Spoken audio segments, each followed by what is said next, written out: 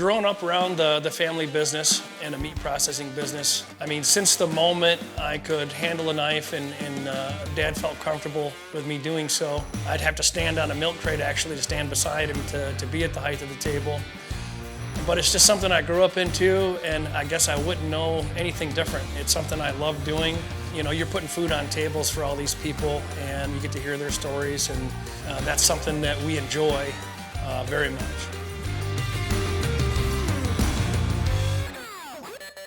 I can't remember a time that I wasn't helping out to some degree. Because I mean, basically at that age, you know, they didn't have daycares and stuff like that.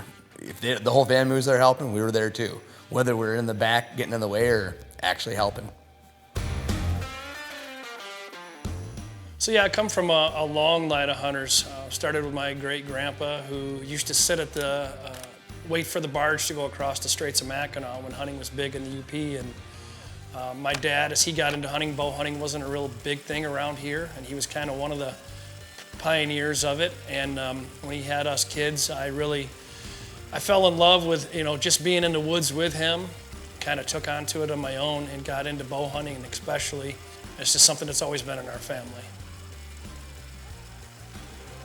So the turning point for me in looking forward into some sort of an automation to the process, we started handling so many more deer in such a hard volume to keep track of by hand on paper.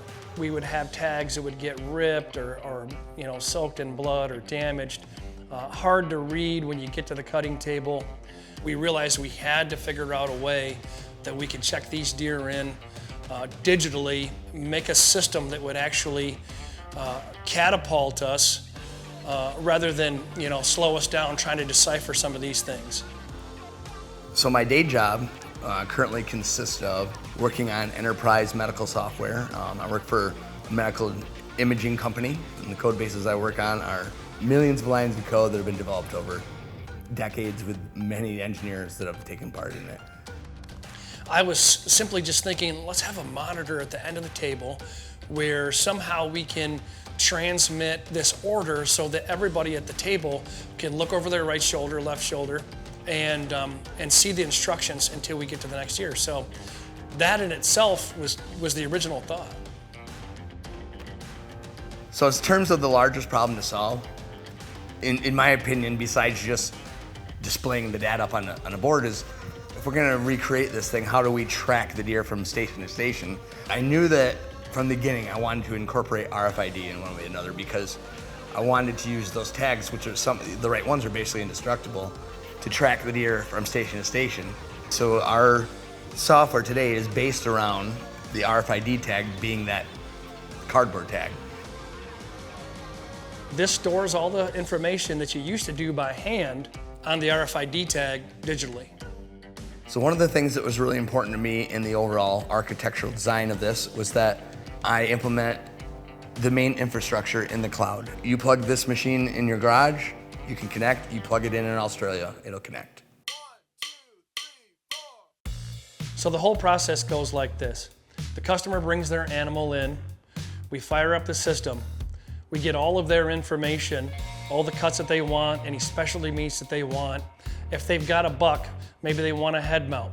We can select this, which then also adds to a real-time ticker that we have in the top right of the screen.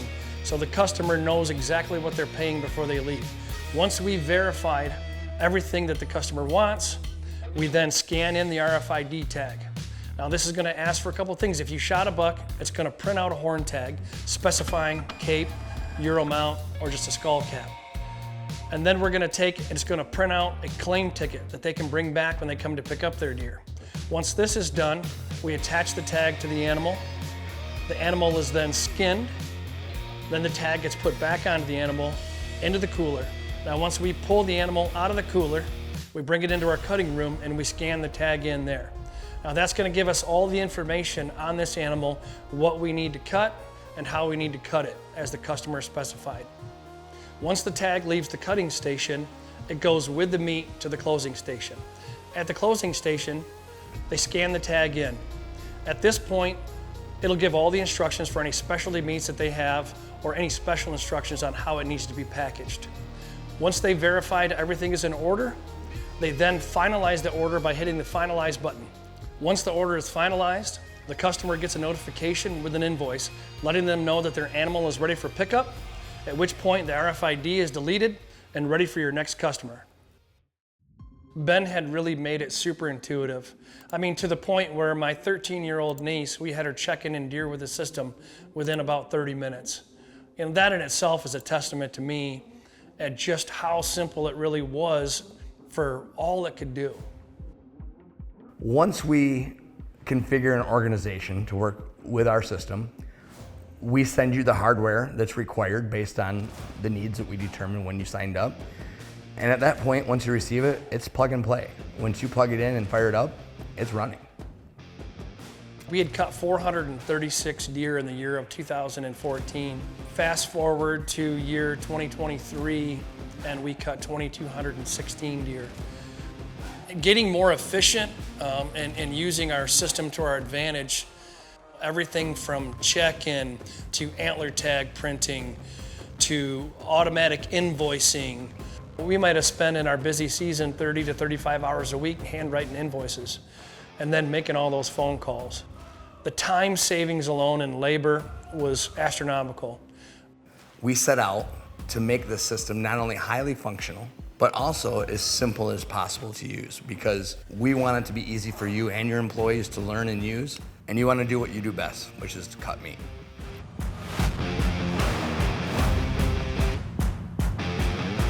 If someone were to say to me, I've ran this business for years and never used technology, why do I need it now? I'd say to them, people had teeth a long time before dentists existed, but their teeth are a lot better now.